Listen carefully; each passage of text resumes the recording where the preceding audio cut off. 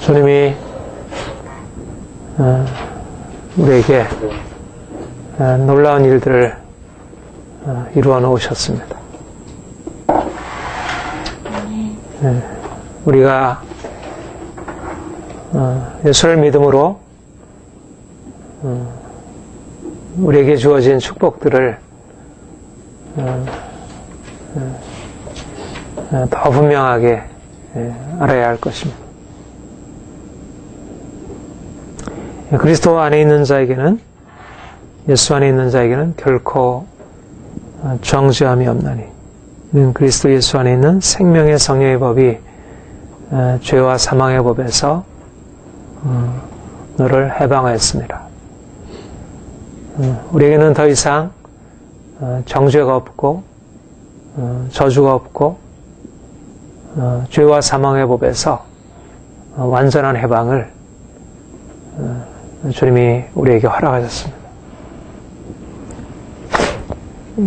우리가 이 세상을 살아가고 있지만 우리는 더 이상 이 세상에 사는 자들이 아니고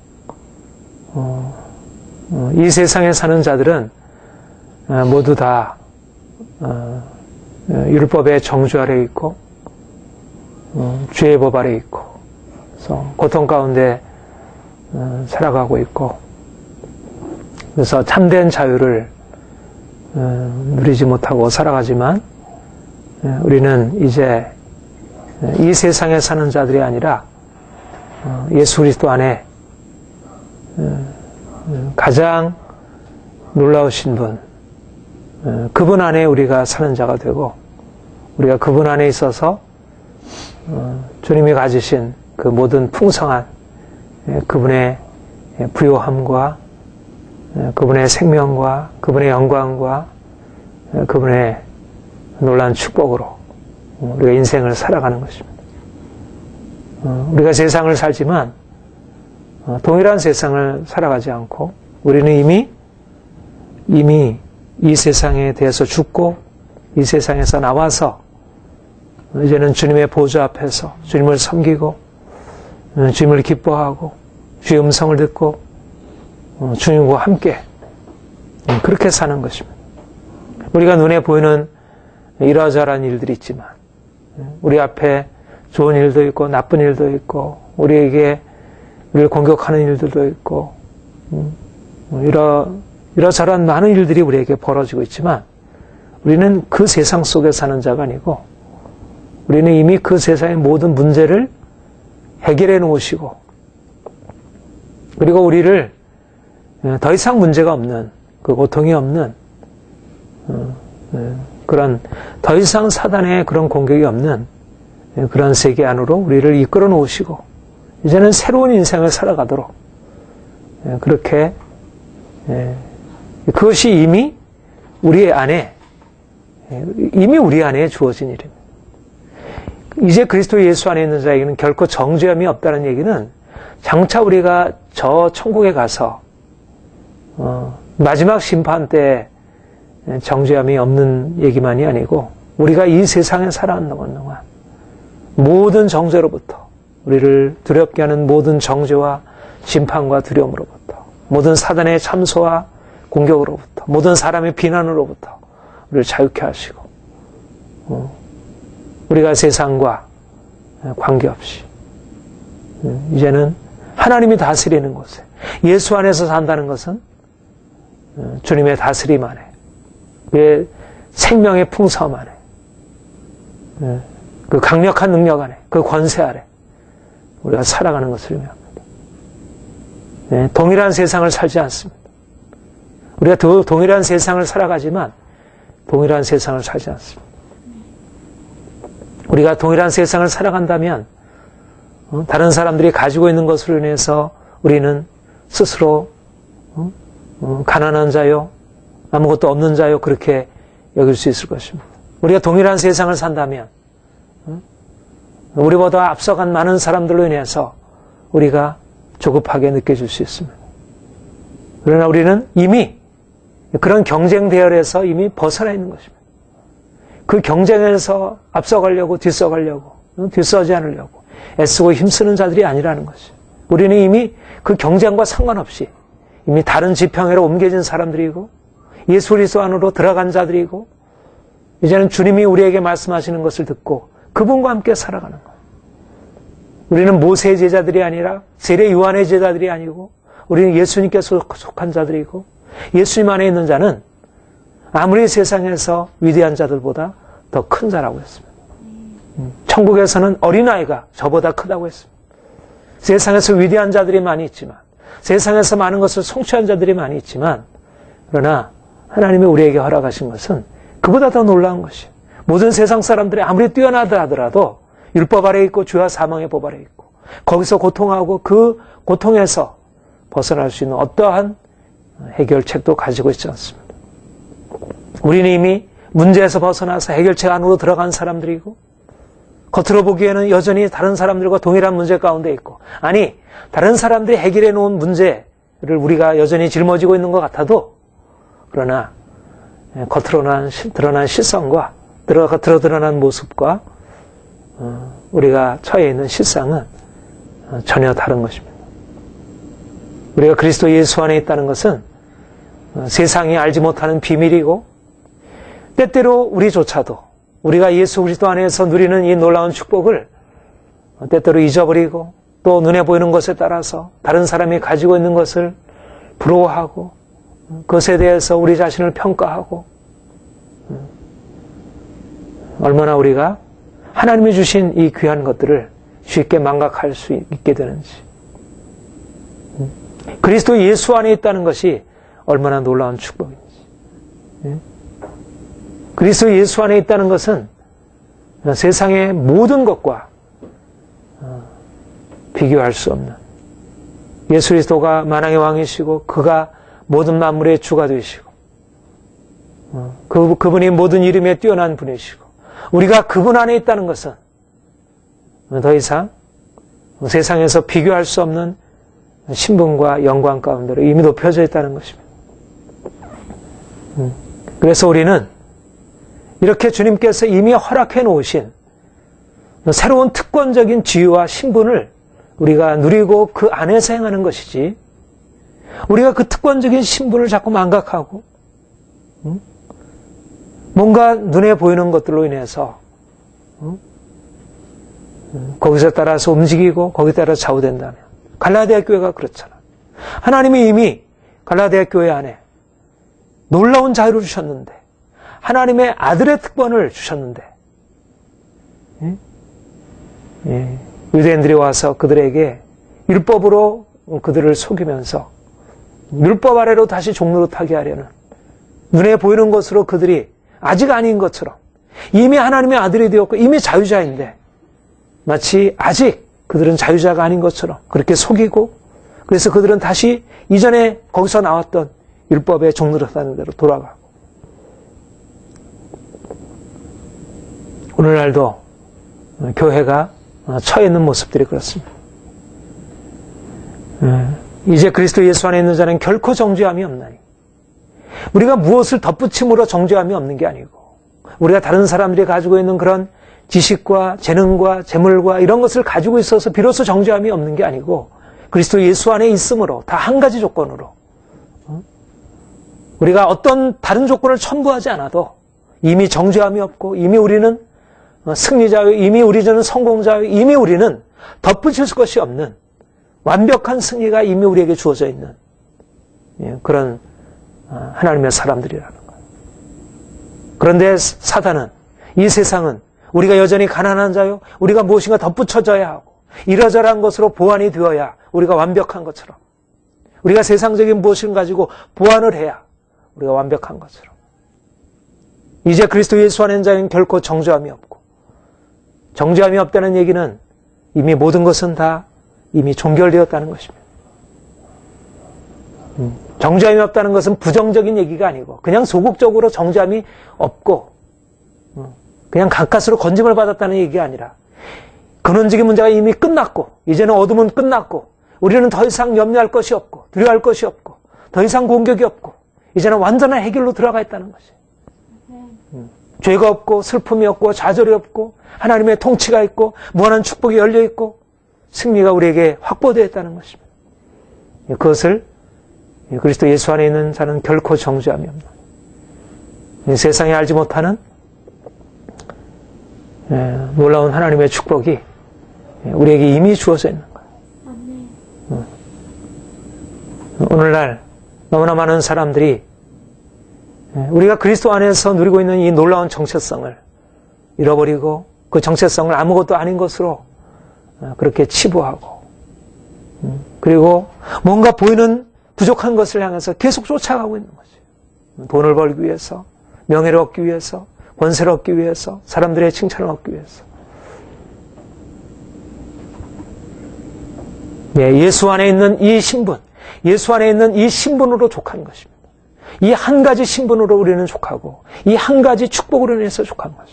그 외에는 아무것도 아닌 것이. 이것만이 우리의 전부이고 이것만이 우리의 자랑이고 이것만이 우리가 유일하게 붙들 것이고 이것이면 아무것도 없어도 우리의 모든 것이 다 사라져도 그래도 우리는 그것으로 문제될 것이 없는 사람들입니다. 모든 사람들이 다 죄와 사망의 법 아래서 고통하고 있는데 한 사람도 예외 없이 그렇게 고통하고 있는데 예수 그리스도께서 유일하게 죄와 사망의 법을 깨뜨리시고 그가 부활하시고 그가 승리하시고 그 승리를 우리에게 주시고 그 승리 가운데 우리가 들어가게 했는데 누가? 세상에 있는 누가? 이 놀라운 승리를 알고 이 승리를 경험한 사람들이 있습니다. 그리스도인 외에.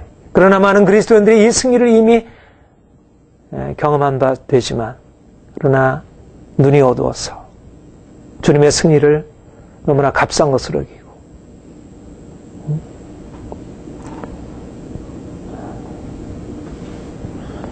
우리는 예수를 믿어서 하나님의 자녀가 되고 우리가 누리고 있는 이 축복된 이 지위, 이 신분을 날마다 붙들고 이것만을 날마다 찬양하고 감사하고 이 안에 사는 것입니다. 그것이 우리의 전부입니다. 이거는 그냥 뭐 하나 더 주어지고 또 시간이 지나가면 또 희미해지고 그래서 진부해지고 이런 게 아닙니다. 그런 내용이 아닌 거예요. 우리가 예수 그리스도 안에서는 정죄함이 없다는 이 얘기는 그냥 처음에는 그것이 대단한 감격이었는데 시간이 지나면서 진부해지는 그런 축복의 내용들이 아니라는 거예요. 세상에 있는 축복들은 그런 것일 수 있지만 우리의 돈도 우리의 건강도 우리 인생의 모든 기쁨들이 다 그렇게 사라져 없어지는 것이지만 우리가 예수 그리스도 안에 있음으로 인해서 얻은 이 정죄함이 없는 우리가 모든 정죄로부터 자유케 되고 우리 하나님의 자녀로서 누리는 이 축복은 거기 안에 모든 온갖 새로운 축복들이 담겨져 있는 축복의 보고이고 우리가 그것만을 알고 있으면 날마다 이 깊은 눈물에서 내가 정죄함이 없다는 이 깊은 놀라운 사실로부터 우리 인생의 모든 문제가 그 안에서 깨지고 그 안에서 해결되고 우리가 이제까지 경험하지 못했던 새로운 일들이 거기에서 흘러나오고 여러분 우리가 말씀을 몰라서 우리가 새로운 말씀을 배워가는 게 아니고 우리가 이미 우리가 들어서 알고 있고 우리가 이미 받은 바 이미 깨달은 바 이 말씀이 우리 안에 얼마나 놀라운 축복이 되는지 이것이 우리 인생 안에 들어와서 우리 인생을 얼마나 새롭게 할 수 있는지 우리의 모든 저주와 모든 정죄와 우리의 모든 고통에서부터 우리를 어떻게 자유하게 할 수 있는지 하나님은 이미 놀라운 일을 행하셨고 우리를 그 놀라운 일들 안에 넣어 놓으셨습니다.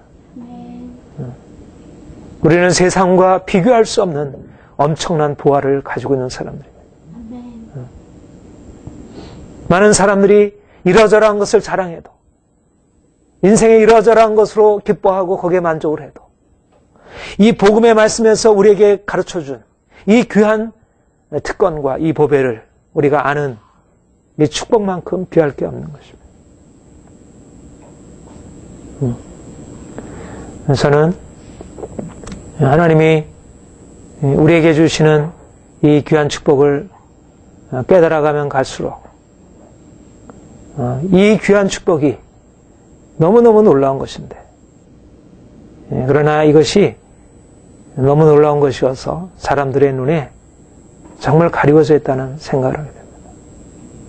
너무나 많은 사람들이 말씀을 가지고 연구하고 그 말씀을 깊이 본다고 하지만 그러나 너무나 피상적으로 너무 자신의 경험적인 그 한계 안에서 그런 것을 알고 있다고 생각하고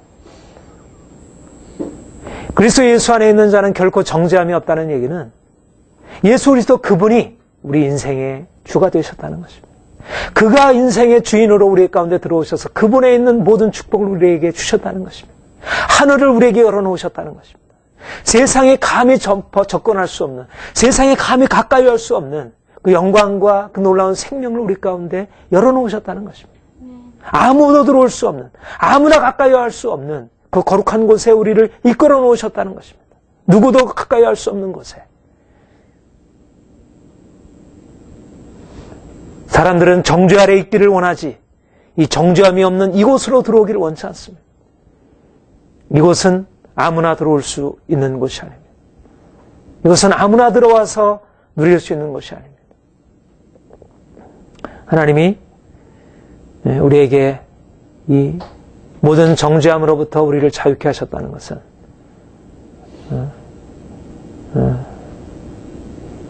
우리 안에 너무나 큰 기적이 일어난 것이고 우리가 이 기적을 날마다 찬양하고 감사하고 우리가 이것을 묵상하고 이것을 붙드는 것입니다. 율법이 육신으로 말미암아 연약하여 할 수 없는 것을 하나님은 하시나니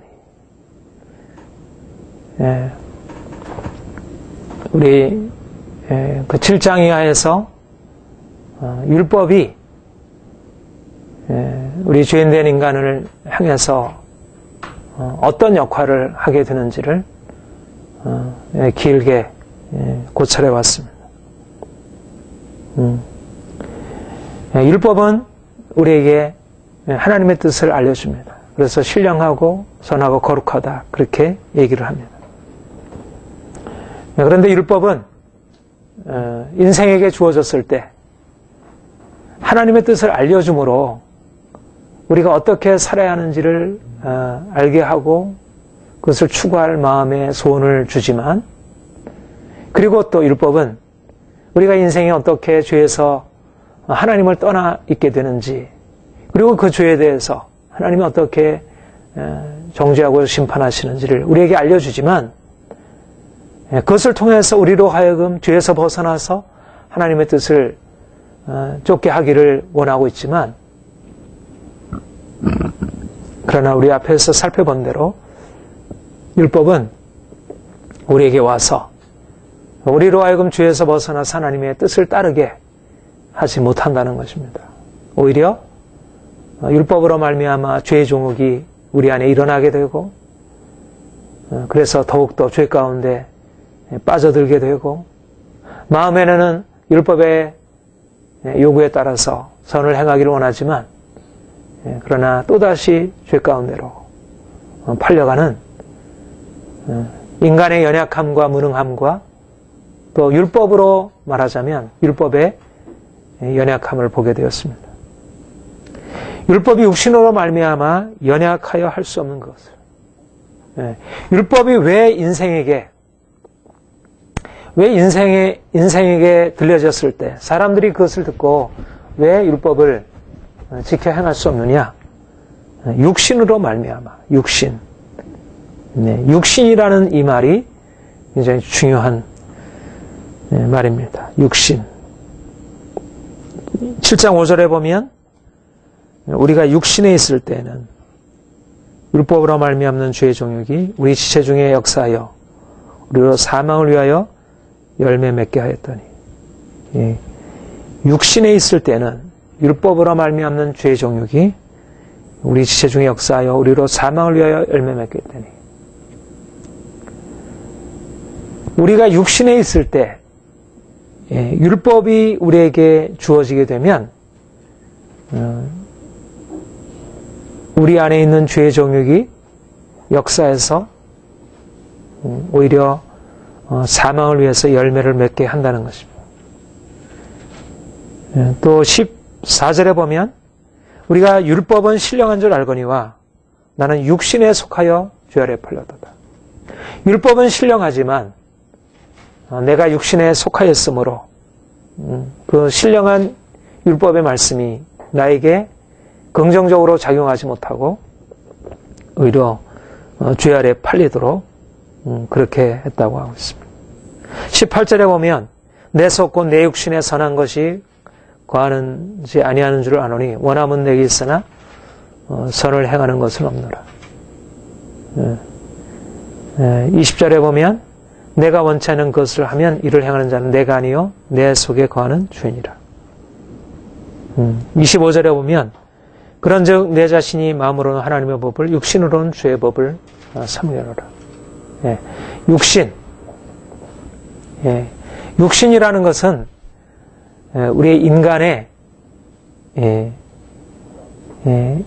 연약함, 인간의 피조물됨,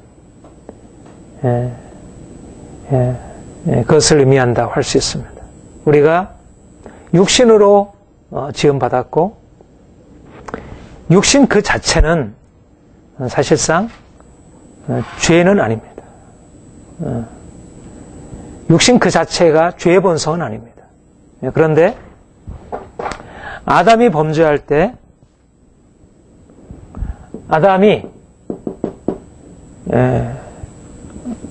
아담의 창조, 아담이 창조된 것은 육신 또는 육체, 흙으로 지음받았다. 육체, 육신, 육체로 지음을 받았는데 죄가 육신 안에 들어와서 죄가 육신의 삶 가운데 들어와서 육체를 죄의 도구로 삼고 육신을 죄가 활동하는 영역으로 육신 안에 인간의 인격, 지정, 의 육신은 단지 우리의 몸만을 의미하지 않고 우리의 인격 전체를 다 포괄하고 있는 개념인데 그런데 죄가 육신 안에 들어와서 하나의 우리가 선택하는 것이 아니라 죄가 육신을 우리 안에 있는 인간 안에 속해 있는 것들을 도구 삼아서 자신의 세력을 뻗어가고 그래서 육신에 있는 인간이 죄를 만나게 되면서 죄에서 항거하고 죄에서 벗어나길 원하지만 죄에서 벗어버릴 수 없고 그래서 이 죄가 육신 안에 거하고 육신을 다스리고 인간은 죄의 도구가 되고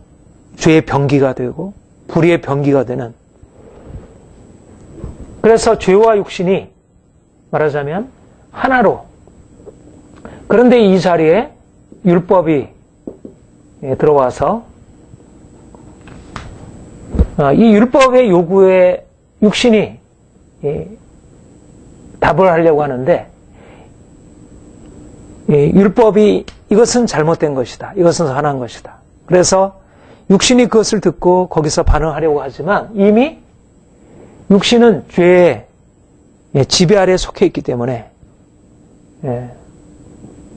율법의 요구를 따르기보다 결국 율법의 요구를 통해서 죄의 세력이 그동안 육신을 지배해오던 죄의 세력이 더 강력한 힘을 얻게 되어지고 그래서 더욱더 죄 아래 팔리게 되는 결국 인간이 육신에 속해 있는 한 율법을 통해서 아무리 선한 것을 듣고 아무리 잘못된 것에서 경계를 받아서 거기서 벗어나려 할지라도 육신으로 있는 한 육신 안에 죄가 육신을 다스리고 있는 한 그 죄를 깨뜨리고 죄를 다스리라고 우리에게 찾아온 율법을 받아들이고 거기에 따라서 바꾸기보다 오히려 이 죄는 이 율법을 이용해서 더 강력한 지배력을 행하게 되고 그래서 점점 더 죄가 더 번성하게 되면 그 다음에 하는 일은 율법이 결국 정죄하고 심판해서 죽음으로 이끄는 것입니다. 결국 율법이 하는 일은 육신에 있을 때 죄의 세력이 장악하고 있는 그곳에 율법이 와서 하는 일은 죄를 더 부추기고, 그래서 결국은 그 죄로 인해서 죽음의 심판, 선고를 하는 것 외에, 죽음으로 끝나는 것 외에는 율법이 할 수 있는 일이 없다는 것입니다.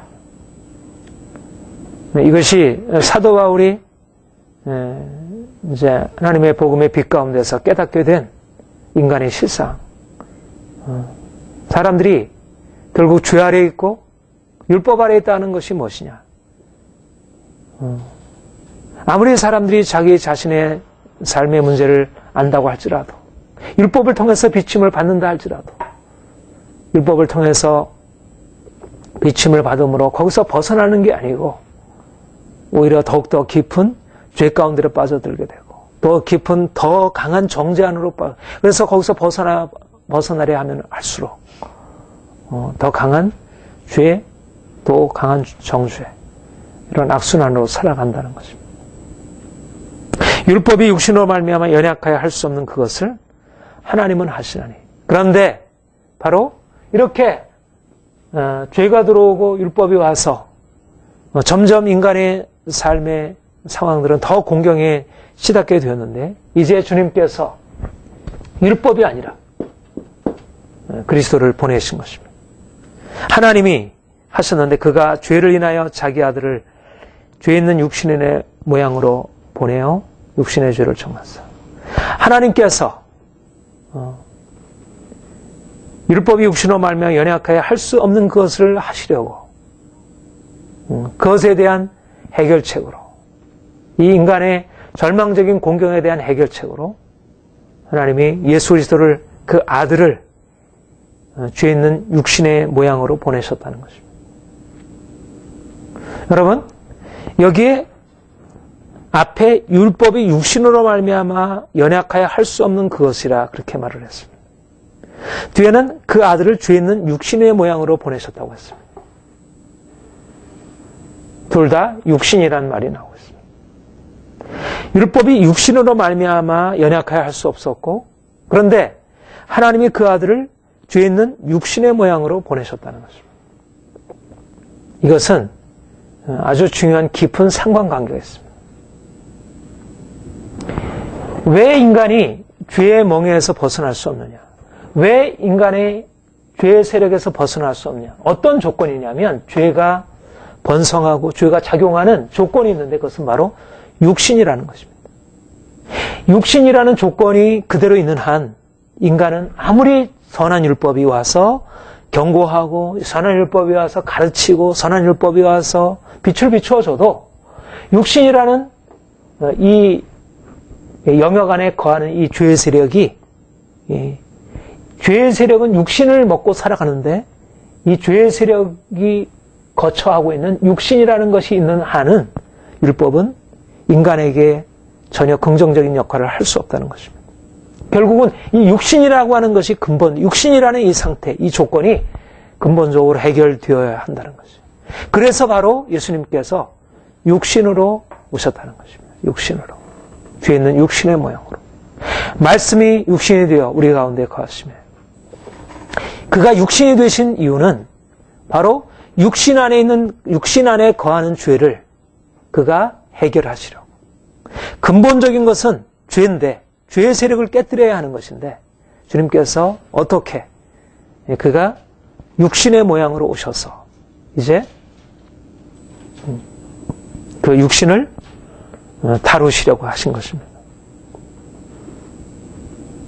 어떻게 그 일을 행하셨습니까?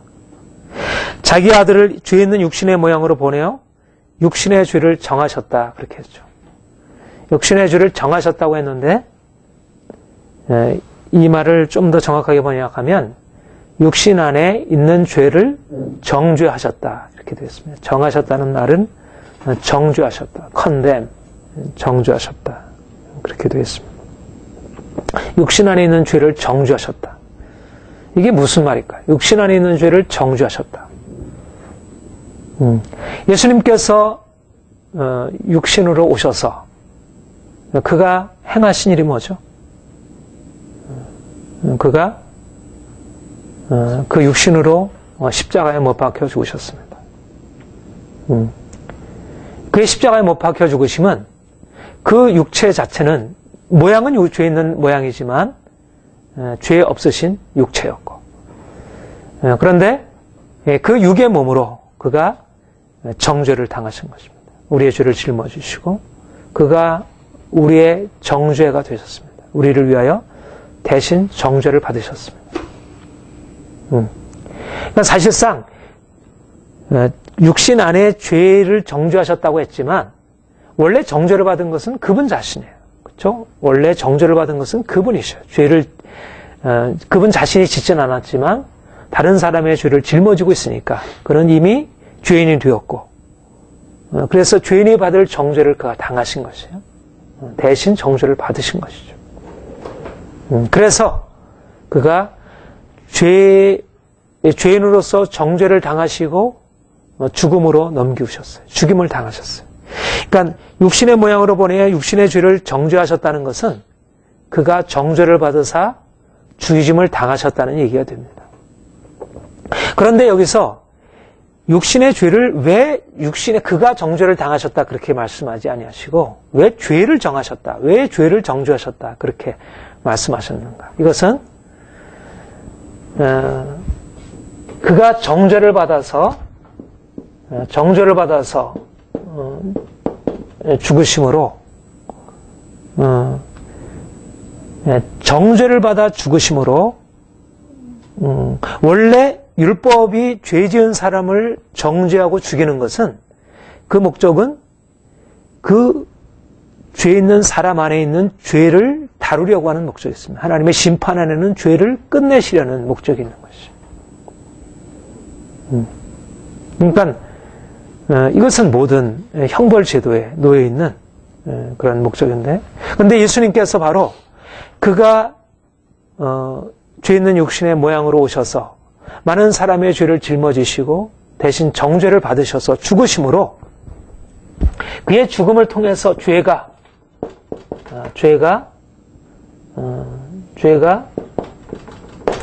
소멸되고 죄가 깨어진 것입니다. 죄의 세력이 깨어진 거예요. 그의 죽으심을 통해서 죄의 세력이 깨어진 것입니다.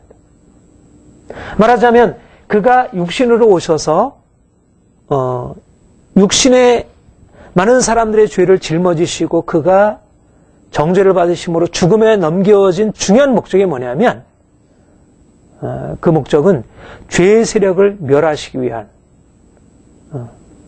그의 육신이 말하자면 육신이 죄가 거하고 있는 영역이고 죄의 터전이라고 하면 예수 그리스도께서 그의 죽으심을 통하여 죄가 거하고 있는 그 육신을 멸하심으로 그래서 그 안에 함께 죄를 함께 멸하게 하신 것입니다. 마치 이렇게 볼 수 있겠어요? 이렇게 우리가 전염병이 돌면 어떤 이렇게 페스트나 이런 게 돌면 집이 다 오염이 되잖아요.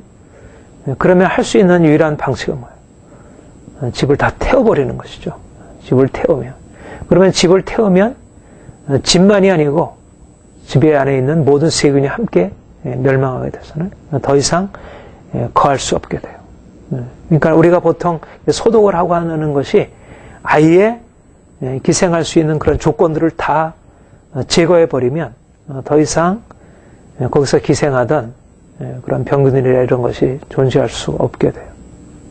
말하자면 육체라고 하는 것이 죄가 번성하고 죄가 지배하고 죄가 활동하던 하나의 영역이었고 조건이었다면 예수님께서 십자가의 죽으심으로 말미암아 육체의 죽으심으로 말미암아 육체 안에 거하고 있는 죄의 세력을 멸하시고 그래서 더 이상 죄가 더 이상 지배할 수 없는 상황을 만들어 놓으신 거죠.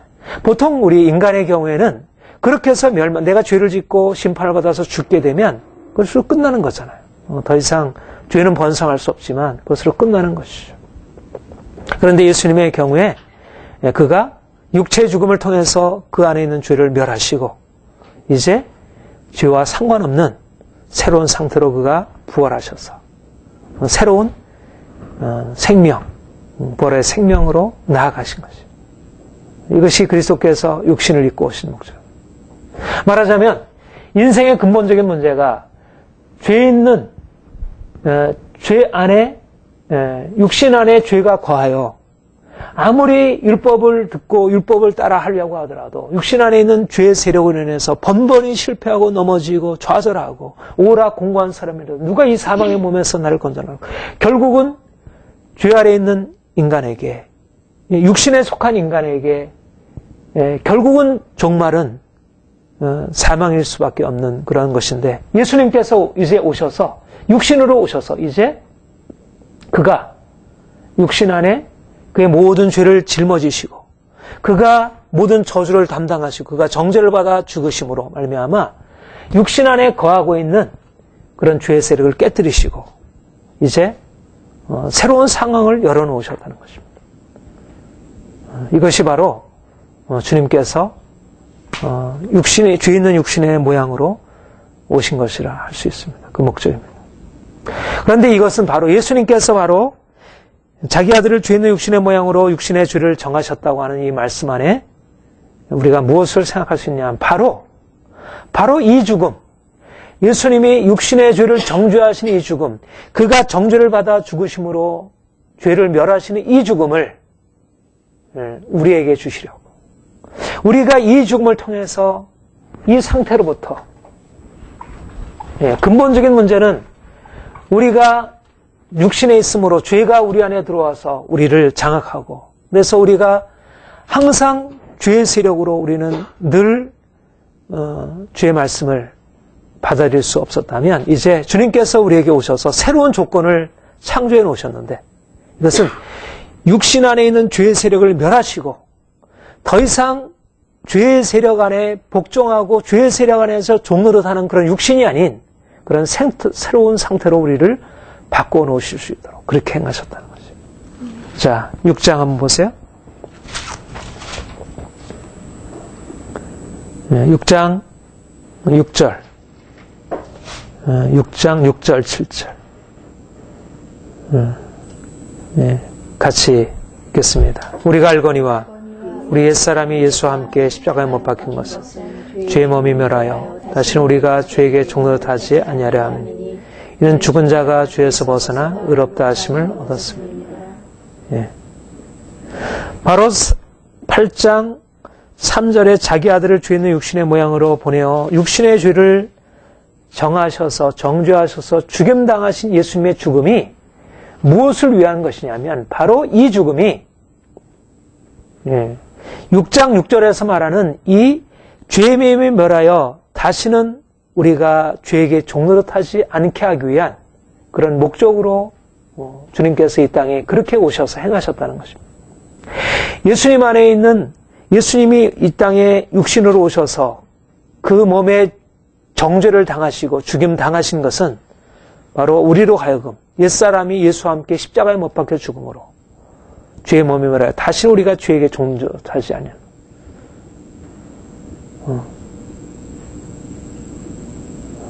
상관관계가 이해가 되겠습니까? 예수 그리스도의 십자가의 죽음, 그리스도의 십자가를 통해서 이제 우리가 죄의 몸이 멸하여 우리가 주님과 함께 십자가에 못 박혀 죽음으로 우리가 십자가에 못 박혀 죽을 뿐만 아니라 우리 안에 거하는 죄까지 함께 우리의 육체가 함께 죽음으로 우리 안에 있는 죄까지도 함께 죽임을 당하고 우리가 이제까지는 죄의 몸, 죄 있는 육신, 죄악된 그런 몸으로 우리가 살아왔는데 이제는 우리 육신이 주님과 함께 십자가에 못 박혀 죽음으로 다시는 죄 아래 종노릇하지 아니하도록 주님께서 그렇게 행하셨다는 것입니다. 이것이 바로 하나님의 해결책이라는 것이죠. 율법이 육신으로 말미암아 연약하여 할 수 없는 것을 하나님께서 하셨는데 그것은 자기 아들을 죄 있는 육신의 모양으로 보내사 육신 안에 있는 죄를 정죄하심으로 그가 죽으심으로 그 죽으심을 통해서 육신 안에 있는 죄의 세력이 함께 죽임을 당하고 이제는 죄의 세력이 더 이상 어떻게 할 수 없는 새로운 부활의 영광의 몸으로 그가 살아나셨고 바로 그 몸을 가지고 우리에게 오셔서 우리를 그의 죽음에 연합하게 하시고 우리가 원래는 육신으로서 죄 아래서 종노릇하고 있었고 우리가 결국 죄의 세력이 우리를 사로잡고 우리의 육신이 결국 죄의 도구가 되어서 행해왔는데 이제는 그리스도와 함께 죽음에 동참함으로 그리스도와 함께 십자가에 못 박힘으로 우리 안에 있는 육신이 죽임을 당하고 그와 함께 죄도 함께 죽임을 당하고 이제는 그래서 더 이상 죄가 우리를 다스릴 수 없는 그런 새로운 상태로 주께서 우리를 새롭게 바꿔놓으셨다는 것입니다. 이것이 하나님이 그리스도 안에서 우리에게 행하신 일입니다.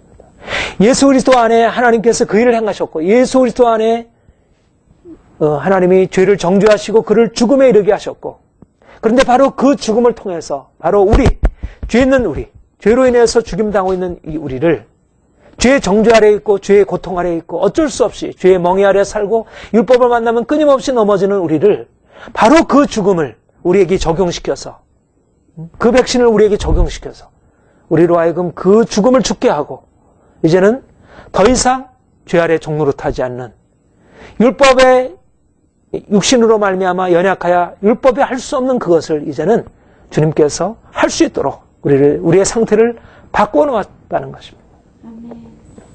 이것이 그리스도께서 그분의 십자가로 이루신 일이고 우리가 믿음으로 말미암아 그의 십자가에 연합함으로 우리에게 일어난 일입니다. 모든 사람들이 다 이 조건 안에 살고 있으면 누구도 예외 없이 지혜 고와 어떠한 형편을 막론하고 육신과 죄라고 하는 이 조건에서 벗어날 수가 없는 거예요. 아무리 율법이 들어와도 육신과 죄라고 하는 이 조건에서 결코 벗어버릴 수가 없는 거예요. 오직 유일한 해결은 죽음뿐인 거예요. 죽음이 유일한 해결인 거예요. 그런데 보통 사람들이 맞이하는 죽음은 그야말로 저주의 죽음이고 그것으로 종말인 죽음이에요. 그런데 우리가 죽음은 죽음인데 우리에게 다른 종류의 죽음이 있는데 그것은 죄 아래서 종노릇하던 그런 육신의 삶이 이제는 끝나고 새로운 삶으로 옮겨지는 그런 죽음이 우리에게 주어졌다는 것이죠. 그것이 하나님이 우리를 예수 그리스도 안에서 행하신 일입니다. 그래서 우리는 더 이상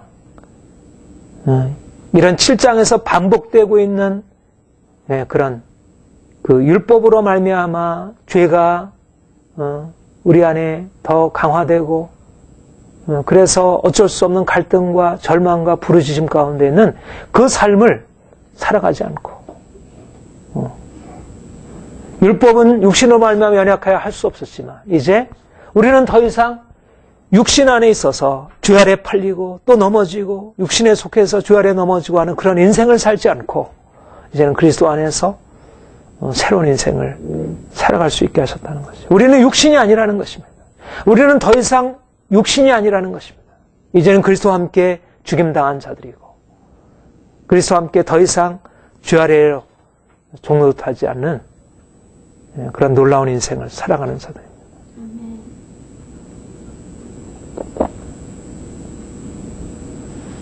네, 이것이 복음입니다. 율법과 복음이 다른 것이 바로 이것입니다. 율법은 우리의 행위를 통해서 뭔가 자신 안에 있는 죄의 세력을 극복해보려고 하고 바꿔보려고 노력하고 했지만 그러나 그것을 하려 하면 할수록 더 되지 아니하는 자신의 한계를 직면하게 되고 절망하게 되고 죄의 세력이 얼마나 강한지를 거듭 확인할 수밖에 없는 이게 율법의 행위입니다. 율법의 행위로서 우리가 하려고 할 때는 우리의 연약함을 또 율법의 연약함을 고백할 수밖에 없습니다.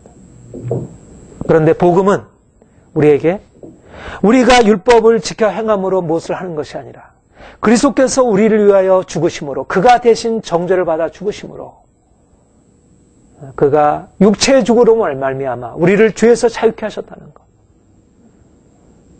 우리가 우리 안에 있는 육신 안에 있는 죄를 붙들고 싸우면서 그것에서 벗어나려고 애쓰는 것이 아니라, 그래서 번번이 실패하고 또 절망하는 것이 아니라, 이미 그리스도께서 육체의 죽음으로 말미암아 육체 안에 왕노릇하고 있는 죄의 세력을 멸하시고, 그래서 더 이상 죄 아래 종노릇하지 아니하도록 그 십자가로 이미 이뤄놓으셨다는 것이에요. 더 이상 죄가 더 이상 우리에게 왕노릇하지 못하도록 그가 단번에 그 일을 행하셨다는, 그 육신 안에 그가 죄를 정죄를 당하심으로 그의 죽음을 통해서, 그래서 우리는 아무리 죄의 세력이 강하고 아무리 우리가 연약해서 죄의 세력을 이길 수 없다 할지라도 그것이 우리에게 문제가 될 수 없는 것은 이미 그리스도의 십자가에서 이미 육신은 멸망을 당했고 죄의 몸은 멸하였고, 그래서 더 이상 죄의 세력은 우리에게 상관없는 것이 되었고, 우리가 육신에 속해 있다면 우리는 계속 죄 아래 팔리고 또 두려움과 절망과 분노와 욕심과 세상의 헛된 자랑으로 살아갈 수밖에 없지만, 주님이 이미 십자가의 죽음으로 이미 모든 그 죄의 세력을 단번에 멸하셨기 때문에 우리가 그를 믿기만 하면, 그 십자가를 바라보기만 하면 그 십자가의 능력이, 십자가에서 이미 멸망당한 죄의 세력이 더 이상 우리를 장악할 수 없다는 것입니다. 우리는 죄의 세력을 두려워하고 죄의 세력과 씨름하고 어떻게든지 그것을 싸워 이기려는 그런 반복된 노력이 아니고, 우리가 믿음으로 말미암아 그리스도께서 우리를 위하여 죽으시고 그가 다시 사셨다는 사실을 믿음으로, 이제 우리가 죄에 대해서 산 자가 아니고 죄에 대하여 죽은 자요 하나님께 대하여 산 자로 우리를 여기고 그렇게 믿음으로 살아가는 것입니다. 우리를 죄와 사망의 법에서, 그러니까 더 이상 죄의 법이 될 수 없는 것입니다. 율법이 우리를 죄의 법으로 우리를 사로잡아 가는도다. 또다시 내가 죄 가운데로 팔려가는구나. 이 사망의 법에서 나를 어떻게 하면 누가 건져낼까? 이렇게 절망하고 탄식하는 그런 존재로 살아가지 않도록 주님이 이미 육신의 정죄를 당하셨고, 우리가 그를 믿을 때 우리도 그와 함께 죽임당하고, 우리가 죽임당하신 어린 양을 찬양할 때 주님과 함께 우리가 함께 죽임당하여서 더 이상 우리가 그러한 종노릇에 계속할 이유가 없다는 것이. 우리는 전혀 다른 비전을 가지고 살아가는 사람들입니다. 우리가 세상을 바라볼 때 많은 사람들이 다 죄 가운데 절망하고 좌절하고 그냥 약간의 죄의 문제는 그냥 덮어두고 약간 그냥 수선하고 최선을 다하고 노력하고 거기에 만족한다면, 우리가 바라보는 것은 그런 정도가 아니라 근본적으로 죄에서 벗어나서 자유케 된 하나님의 놀라운 은혜와 자유들. 그리스도 예수 안에 있는 자에겐 결코 정죄함이 없나니 그리스도 예수 안에 있는 성령의 법이 죄와 사망의 법에서 너를 해방하였습니다. 죄의 법에서 해방하였습니다. 죄에서 너를 해방하였습니다. 우리가 그리스도와 연합해 있고 우리가 이미 주님과 함께 죽었고, 죄는 우리에 대해서 이미 그 지배권을 상실했고, 죄는 더 이상 우리를 지배할 수 없고, 우리가 은혜 아래 있기 때문에 죄가 더 이상 우리를 지배할 수 없고 이제는 자유하다는 것이에요. 네. 얼마나 우리가 이 세상과 다른 삶을 가지고 있는 것이에요. 사실상 이 로마서 6장, 7장, 8장에 이어지는 이 고백은 사실 인생으로서 이해할 수 없는 얘기입니다. 어떻게 인간이 죄로부터 자유해서 전혀 새로운 삶을 살아갈 수 있을지, 인간이, 육체를 입고 있는 인간이, 우리가 어떻게 생각하면 여전히 육체를 입고 있는데, 제가 그 바르트의 그 로마서 주석을 오랫동안 들고 좀 씨름을 했었는데, 한마디로 말하면 우리는 육체이기 때문에 죄로부터 자유할 수 없다는 것입니다. 분명히 예수님은 죄로부터 자유하신 분이지만 우리는 여전히 육체에 살고 있기 때문에 우리는 자유할 수 없는 존재이다. 우리는 율법 아래 있고 죄 아래 있고 우리는 사망 아래 있다. 그게 그의 신앙입니다. 인간은 여전히 피조물이고 여전히 육신이고 죄를 벗어버릴 수 없고 율법을 벗어버릴 수 없고, 인간의 최선은 율법인 것이에요. 율법 외에는 인간의 대답이 없는 거예요. 그런데 사실상 오늘날 대부분의 사람들이, 대부분의 그리스도인들이 우리가 육신을 입고 있는데 어떻게 육신을 입고 있는 인간이 죄로부터 자유로울 수 있겠느냐, 우리가. 그러니까 그리스도께서 우리를 위해서 육신의 죄를 정죄당하사 그가 죄를 해결해 놓으셨죠. 우리가 육신을 입고 있는데 우리가 어떻게 거기서 벗어날 수 있겠냐. 그러니까 우리는 로마서 7장이 우리의 최선이지. 우리가 오락 공고한 사람으로 하는 이상을 우리가 어떻게 얘기할 수 있겠느냐. 우리가 주님과 함께 십자가에 못 박혀 죽었다는 말은 실질적인 게 아닌 거예요, 사람들에게. 그거는 성경에서 말하고 있지만 그것은 실질적인 경험이 아닌 거예요. 우리가 육신을 살고 있는데 어떻게 인간의 이 땅의 삶을 살아가는 동안 어떻게 우리가 죄에 대해서 죽고 우리가 여전히 이 몸으로 살아가고 있는데 어떻게 그렇게 죄로부터 자유한 삶을 살겠느냐. 우리는 여전히 율법이 중요하고 율법으로 우리의 모든 자신의 그런 문제들을 극복하려고 노력하고 뭔가 공동체를 바꿔보려고 하는 것 외에 무슨 대안이 있겠느냐. 율법이 아니라 육신이 아니라 죄 아래서 종노릇하는 삶이 아니라 전혀 새로운 삶. 그리스도 안에서는 죄 정죄함이 없나니 죄와 사망의 법에서 너를 해방하였습니다. 이것이 실제적으로 현실화되는 삶이 사람들에게 가능하다고 생각하지 않는 것이에요. 사람들은 결국 육신, 죄, 율법 이것이 현실이라고 생각해요. 이게 현실이지. 이 현실 외에 다른 현실이 어디 있겠느냐. 우리가 그리스도를 믿지만 그것은 우리의 믿음의 문제이지. 현실을 살아갈 때 어떻게 죄와 육신과 율법에서 어떻게 벗어날 수 있겠느냐. 결국 우리를 설명해 줄 수 있는 것은 죄와 육신과 율법이지. 우리의 가장 현실적인 것이 이것이지. 어떻게 벗어날 수 있겠느냐.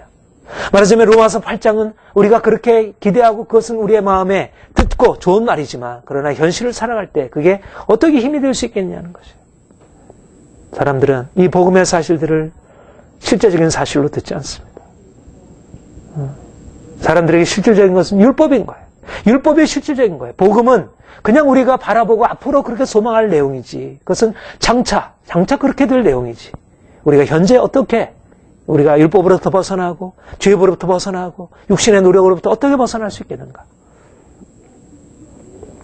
사실 8장의 이 귀한 사실들을, 이 놀라운 복음의 사실들을, 6장으로부터 이어지는 이 놀라운 사실들을 사실은 7장은 6장과 8장을 더 분명하게 보여주기 위해서 하는 날이지 7장이 우리의 현실과 굉장히 부합한 것 같아도 7장은 복음의 중심이 아닌 것입니다. 이것은 복음을 설명하기 위한 우리가 복음과 대조되는 율법 아래의 삶을 우리에게 보여주기 위한 것이지.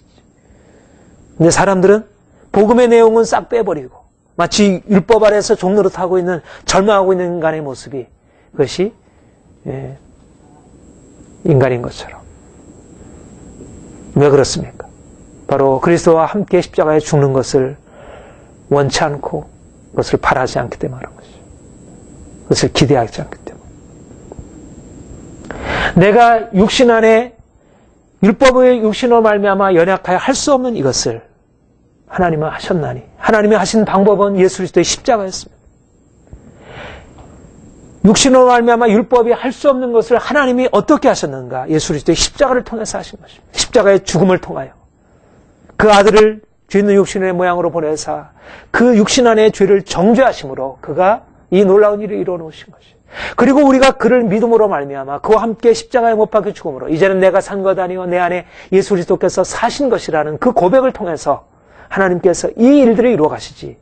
우리가 이 일들을 믿지 않고 이 사실을 믿지 않고 여전히 십자가를 의지하지 않고 십자가를 바라보지 않고 율법의 행위로서 무엇을 하려 하게 되면 우리가 아무리 예수를 믿는다 할지라도 그것이 명목상이라면 이것이 우리에게 적용될 수 없는 것이죠.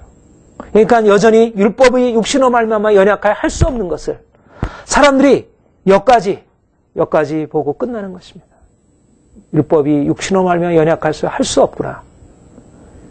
그런데 주님은 율법이 육신으로 말미암아 할 수 없는 이것을 주님께서 하셨다는 것입니다. 하나님께서 하셨다는 것이에요. 예수 그리스도 안에서 하셨다는 것이에요. 우리를 죄에서 자유케 하셨고 더 이상 육신에 속한 삶이 아닌 새로운 삶으로 우리를 바꿔놓으셨다는 것. 너희는 더 이상 육신에 있지 아니하다. 너희가 전에 육신에 있을 때는 죄의 종이긴 너희 육체 안의 역사에서 너희가 사망을 위해서 열매 맺게 되었지만 이제는 우리가 얽매였던 것에 죽었으므로 율법에서 벗어났고 이제 영의 새로운 것으로 섬길 것이요. 이제는 더 이상 육신에 있지 않다는 것이에요. 우리가 그 주님과 함께 그리스도의 몸으로 말미암아 십자가 죽고 주님과 함께 다시 살아나서 새로운 삶을 살게 하셨다는 거예요.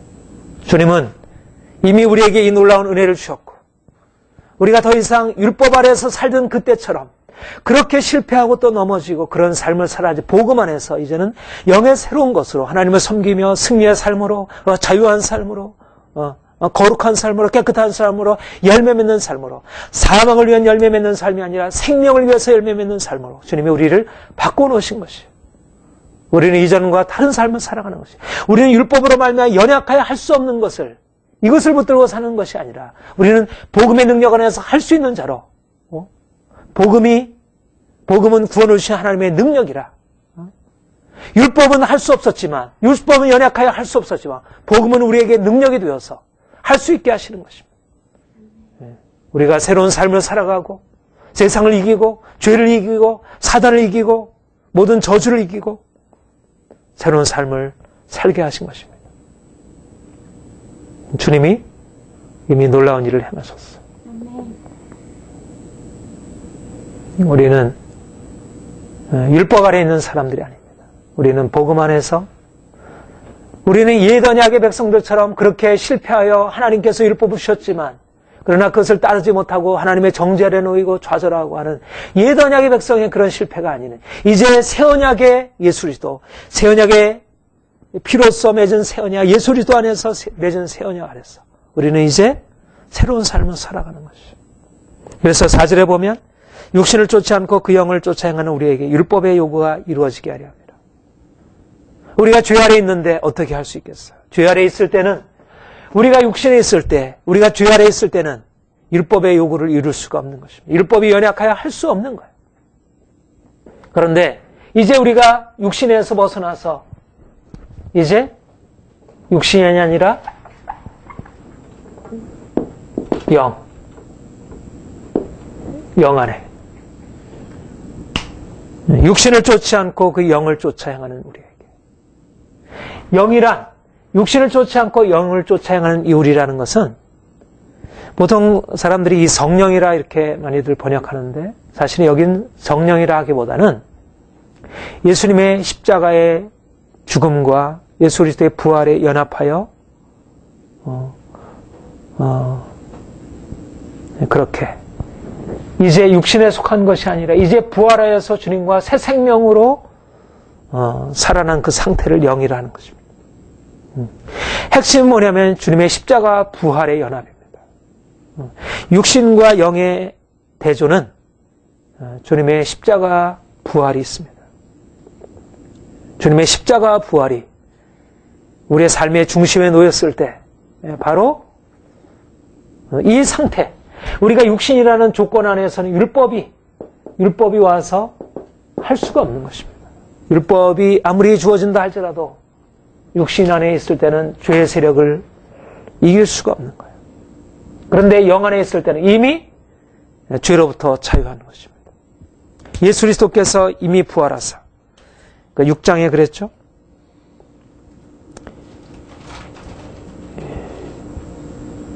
6장 8절 11절 한번 같이 읽겠습니다. 만일 우리가 그리스도와 함께 죽었으면 또한 그와 함께 살 줄을 믿노니 이는 그리스도께서 죽은 자 가운데 사심에 다시 죽지 아니하시고 사망이 다시 그를 주장하지 못할 줄 알며 그의 죽으심은 죄에 대하여 단번에 죽으시며 그의 살으심은 하나님께 대하여 살으심이 이와 같이 너희도 너희 자신을 죄에 대하여는 죽은 자요 그리스도 예수 안에서 하나님께 대하여는 그리스도의 죽음으로 죽고 이제는 육신으로 죽고 이제는 영으로 부활한 것입니다. 예수님이 육신으로 죽고 영으로 부활하신 것이. 이것은 근본적으로 다른 상태입니다. 우리가 이전에 가지고 있었던 처음 피조물의 상태가 아닌 이제는 새로운 피조물, 하나님의 형상으로 지음받은 그리고 예수 그리스도의 영원한 생명으로 변화되어진 예수 그리스도의 부활 생명이 우리에게 있는. 우리가 육신에 있을 때는 죄와 사망이 우리를 지배했습니다. 이것이 조건이에요. 육신이라는 조건 안에서는 죄와 사망이 지배할 수밖에 없어요. 모든 육신 안에 있는 자는 죄와 사망이라는 조건에서 벗어날 수가 없어요. 그런데 우리가 주님과 함께 연합함으로 이제는 육신이라는 상태에서 영이라는 상태로 옮겨진 것입니다. 이제는 우리가 육신에 속한 자가 아니라 영에 속한 자가 되었어요. 다시 말하면 그리스도께 속한 자가 되어 있고 그리스도와 연합한 자가 되었어요. 이제는 그리스도의 부활 생명, 그는 다시는 죄가 그를 지배할 수 없는 그러한 상태로 부활하셨어요. 사망이 다시 그를 지배할 수 없는 상태로 부활하셨어요. 그는 죄에 대하여 단번에 죽으셨고 하나님께 대하여 살으셨어요. 주님은 영광 중에 계셔요. 그는 어떠한 죄도, 그의 부활의 영광의 몸은 어떠한 죄도 지배할 수 없고 공격할 수 없어요. 그런데 우리가 주님과 함께 죽음으로 이제 바로 그 상태로 죄에 대하여 죽은 자요, 하나님께 대하여 산 자로 우리가 부활하고 이제는 새로운 존재가 된 것이에요. 이전의 조건을 가지고서는, 우리가 가지고 있는 인간적인 조건으로서는 죄를 이기려고 할 때 오히려 죄의 세력이 우리를 장악하고 우리가 죄의 도구가 될 수 없었다면, 그렇게 될 수밖에 없었다면, 이제 우리가 주님과 함께 죽고 이제 부활하여 이제는 우리가 우리의 능력이 아니라 우리 안에 계신 예수 그리스도, 우리 안에 계신 성령의 능력으로 넉넉히 죄를 이기고 자유케 하는 삶으로 살아갈 수 있다는 것이. 그래서 율법의 요구가, 율법이 주어지게 될 때, 복음의 요구가 주어지게 될 때, 율법보다 더 완벽한 복음의 요구가 주어지게 될 때, 우리가 더 온전한 하나님의 뜻에 따라 순종하며 살아갈 수 있게 됩니다. 우리가 6장에서 살펴보았듯이 우리가 만약 죄에 대하여 자유하지 않는다면, 우리가 죄에 대해서 죽지 않았다면 우리가 어떻게 거룩한 삶을 살아갈 수 있겠어요? 우리가 어떻게 주의 말씀을 따라 쫓아 순종할 수 있겠습니까? 불가능한 일이죠. 그런데 조건이 뭐냐면, 중요한 율법 아래 있을 때와 우리가 복음 안에서 은혜 아래 있을 때의 근본적인 차이는 뭐냐면, 전에는 죄의 종된 상태에서 율법의 요구를 따르려고 했고, 이제는 죄에서 자유케 된 상태에서 율법의 요구를 따라가고, 같은 율법이라 할지라도 이제는 달라진 것입니다. 우리의 조건이 달라진 것이에요. 전에 우리가 육신에 있을 때는 죄의 종 아래 있었고, 죄의 종으로 있었고, 그래서 여기서 벗어날 수 없었어요. 우리가 아무리 노력해도 아무리 애써도 우리 자신을 바꿀 수 없었습니다. 그런데 이제 그리스도께서 우리에게 오셔서 우리를 죄에서 자유케 하시고, 이제는 우리가 육신을 따라 사는 자가 아니고 영을 따라 사는 자로, 그래서 우리 안에 율법의 요구가 이루어지고 우리가 거룩한 삶을 살게 되고 전혀 새로운 삶을 살아갈 수 있게 하신 것이, 하나님이 우리에게 행하신 놀라운 일입니다.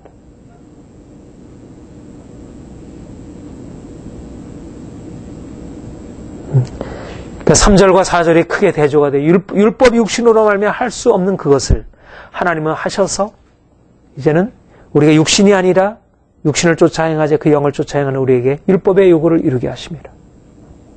이에더냐 백성이 할 수 없었던 이것을, 구약의 이스라엘 백성들이 할 수 없었던 이것을 우리가 이제 성령받아 우리가 그리스도와 연합함으로 말미암아, 우리가 믿음으로 말미암아, 우리의 행위로서가 아니라 우리의 믿음으로 말미암아 우리가 율법의 요구를 이루고 우리가 주님처럼 거룩한 삶을 살고 전혀 새로운 삶으로 살아가도록,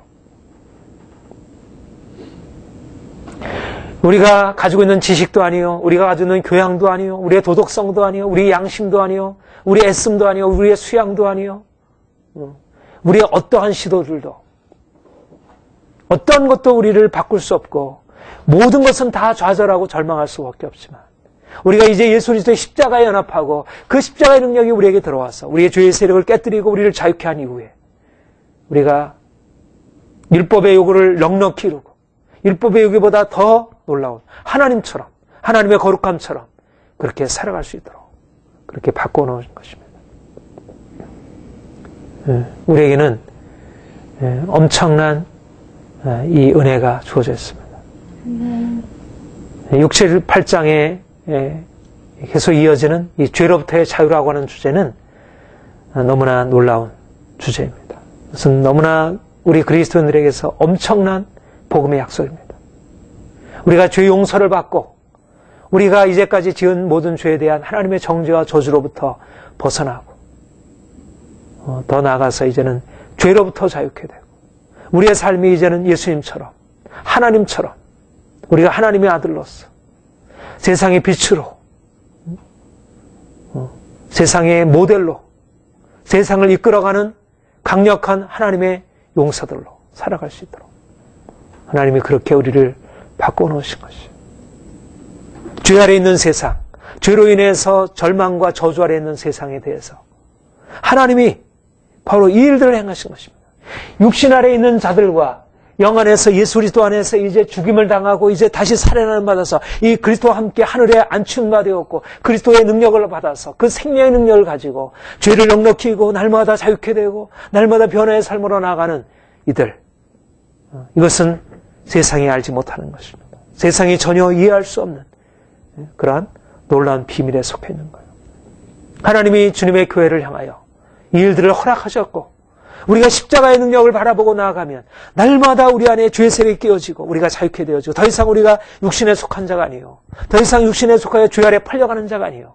이제는 영에 속해서 날마다 자유함으로 더 깨끗함으로 더 순결함으로 더 완전함으로 온전한 사랑으로 온전한 거룩함으로 하나님을 기쁘시게 하고 온 세상을 향하여 강력한 능력을 나타내는 사단에 더 이상 우리를 참수할 수 없고 사단에 더 이상 우리를 공격할 여지를 줄 수 없는 그런 인생을 살아가는 것입니다. 거룩함의 능력입니다. 거룩함의 능력입니다.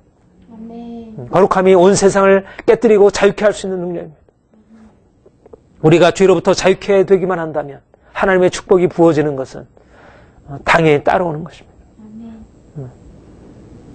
하나님은 우리에게 죄로부터 자유케 하셔서 우리를 율법의 요구를 이루게 하심으로 행한 대로 갚으시는 그분이 우리에게 놀라운 생명의 축복을 허락하시고 이 땅에 사는 동안도 하늘과 땅에 있는 모든 기름진 것으로 우리를 채워주시고 자손 만대에 이르기까지 축복을 받게 하시는 것이죠.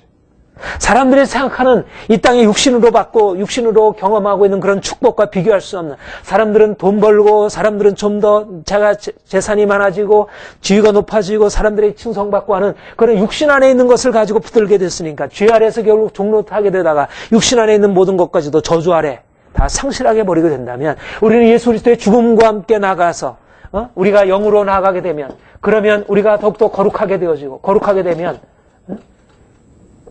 생명의 축복으로 나가게 되는 것이죠. 그러니까 사람들은 삶을 붙들고 있지만 결국 죄로 인해서 저주 아래 죽음에 이르게 되지만 우리는 주님과 함께 죽음으로 인해서 주님과 함께 다시 살게 되고 우리가 영으로 살게 되고 그래서 거룩함을 이루게 되고 거룩함을 통해서 생명으로 나가는 것입니다. 우리는 정반대의 길을 가는 거예요. 사람들은 살기 위해서 죽음을 택하고 우리는 죽기 위해서 살기 위해서 죽음을 택하는 것입니다. 주님이 이미 놀라운 일을 하셨습니다. 우리가 더욱더 주님이 우리 안에 계시다는 것, 우리가 주님 안에 있다는 것, 주님 안에 놀라운 축복이 예비되어 있다는 것, 우리가 사람들이 알지 못하는 이미 놀라운 축복 안에 들어있다는 것, 더 이 축복 안으로 더 깊이 들어가기 원합니다. 우리는 세상의 수준으로 비교할 사람들이 아닙니다. 사실상 이 영역은 세상에 정말 감춰져 있는 거예요. 세상. 이 축복의 영역은 세상에 정말 감춰져 있는 것입니다. 우리는 주님의 십자가로부터 출발해서 그 부활의 영광에 이루고 그 부활의 생명의 축복을 더욱더 풍성히 누려야 할 것입니다. 같이 기도하겠습니다. 주님 감사합니다. 우리가 이전에 육신에 속해 있을 때 율법이 육신으로 말미암아 연약하여 할 수 없었고 우리가 실패와 좌절 속에서 절망에 빠져 살 수밖에 없었지만 이제 주께서 우리를 위하여 죽임당하시고 정죄를 받으시고 우리가 주님과 함께 십자가에 못 박혀 죽고 이제 이전에 그렇게 죄 아래 정죄 아래 고통하며 살던 우리가 이제는 죄로부터 자유케 되고 이제는 주님 안에서 이제는 주님의 뜻을 기뻐하며 주님의 뜻을 쫓아갈 수 있도록 우리에게 놀라운 일들을 이루신 주님을 찬양합니다. 주님, 우리로 하여금 더욱더 주께서 우리에게 행하신 일들을 더 분명히 깨닫게 하시고 그래서 날마다 주님 안에서 진정한 자유를 누리며 온 땅을 향하여 이 놀라운 일을 행하신 주님을 선포케 하여 주옵소서. 하나님, 우리가 주어진 현실, 육신에 속해 있는 우리의 현실을 바라보고 우리가 그것 때문에 염려하고 그것 때문에 슬퍼하고 그것 때문에 근심하는 자 되지 않게 하시고 하나님 이제 오직 예수 그리스도 안에서 우리에게 허락된 놀라운 축복만을 바라보고 그 안에서 기뻐하며 감사하며 담대히 주께서 우리에게 행하신 일들을 선포하고 자랑하고 그 안에 기뻐하고 이 축복을 누리며 살게 하여 주옵소서. 주님을 찬양합니다. 감사합니다. 예수님의 이름으로 기도합니다. 아멘.